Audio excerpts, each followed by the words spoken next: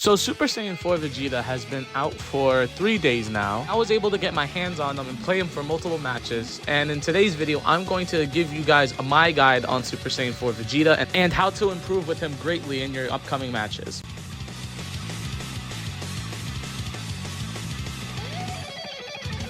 Alright, starting off with the basics, we have his passive Solitary Guardian. So what this does is every time that you forcibly move an enemy, whether it be with your blast jump, your meteor explosion, or your final shine attack, you will automatically get this little stack. And this gives Vegeta more strike defense. Do note though that the barrier wall does not count for this stack. So if you move somebody with a barrier wall, you're not going to get this strike defense up. Alright, next up we're going to be talking about his rush attack. And this is a pretty unique rush attack. So if Vegeta moves an enemy with any of the abilities I mentioned earlier, he'll get a buff to his rush attack damage for a set duration. So here we have just him regularly at level 15 in base attacking. And you can see it does 94 rush damage with no cards. But now once I use my blast jump right here, it goes up to 156 for a set duration. Same thing if I do meteor extrusion, his level 2. You'll see that I get a little bit of strike damage after I'm done. Once again, same thing as his passive ability, using the barrier wall will not count, it will not give you the buff. Now talking about his actual abilities, we have the first one, which is blast jump. What blast jump does is it's a little hop that you can do, and if any enemy is in the area, they will be pulled in next to Vegeta. It's also important to note that there are two areas within this AoE. Right here, I'm going to highlight it because my thing is always black. You have the two circles, which is the inner circle and the outer circle. So if you hit someone with the outer circle, it'll pull them into where the inner circle ends. But if you hit the person within the inner circle, then they'll be pulled in right next to Vegeta, as shown right here. Now, blast jump has two uses in my opinion. The first one is to pull an enemy that is retreating or that is currently on your ally that you want to get off, or you set them in prime position for your second ability, which is Meteor Extrusion. Meteor Extrusion is Vegeta's second level skill, and what this skill does is it pushes enemies that are caught in Vegeta's path with a kick, and it drags them and Vegeta towards one location. Now, as you see, on its own, it does horrendous damage. But that is because of its secondary effect, where if you kick someone into a wall, it will deal extra damage and it will stun them for 2 seconds. This ability is really good if you want to use it offensively or defensively. Defensively, you can use it to push someone off your teammate, or you can just use it as an escape option if you have no more vanish. Offensively, you can obviously use it to kick people into the wall to get the stun and cancel people out of their abilities, such as Topo in this clip right here. That kick I got on Topo was really clutch because that means I have more health to fight this Vegeta and my Daimaku doesn't take any damage, thus winning the team fight because it's a 2v1. Up next is his third ability, which is Barrier Wall. Now, as the name implies, this makes a barrier in front of Vegeta that cancels out most beam attacks or flying energy attacks. He cannot be stunned while in this state, and he will get bonus extra health when he activates it. And the more health he has when he activates it, the more extra health he'll get. Canceling the ability earlier will also give it a shorter cooldown. The reason why I say most energy attacks is because some energy attacks like Caulifla's ultimate, Vegeta's final shine attack, and AoE abilities such as the Genki Dama from Goku, Dabura's ultimate, etc. can all go through the barrier. If you get too close to the barrier will automatically push the enemy backwards, or if you are behind the person with the barrier, it will push you back. You can see here, for example, after I kill this Topo, the Vegeta tries to fall back. By using my barrier here, I'm able to push him backwards so the Bojack can either A, take out the healing machine, or B, get more damage off the Vegeta.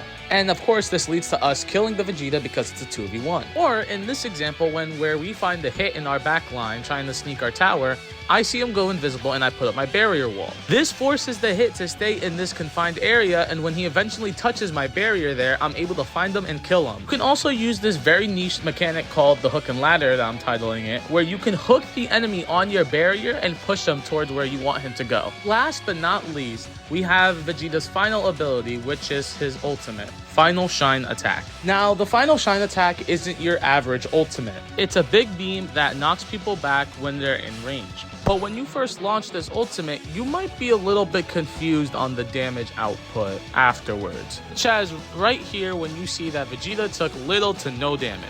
That is because this ult is mainly a defensive or a quick kill ultimate. Let me explain. You're going to see in this example here that I'm able to get both of these guys into the wall and stun them. they are both super low. The final shine attack does high damage in the beginning stages of its beam.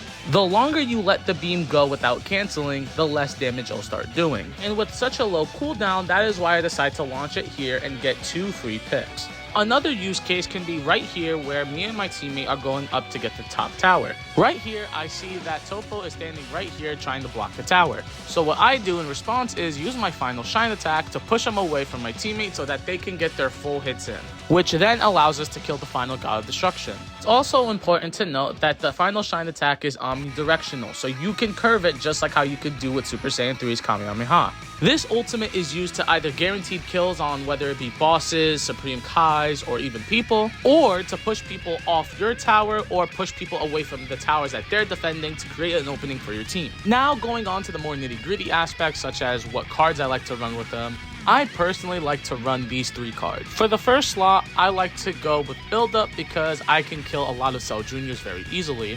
I then also like to go with, on the second slot, Solid Barrier because it helps me in early game engagements. And then lastly, I go Wicked Warrior to help maximize the potential of my rush attacks after using an ability. For supporters, I like to run Hyper Meta Rildo because it helps drag enemies in and keeps them closer to you so you can get more abilities off and maximize your rush attacks. One important tip that I want you guys to all walk away from after this video is this.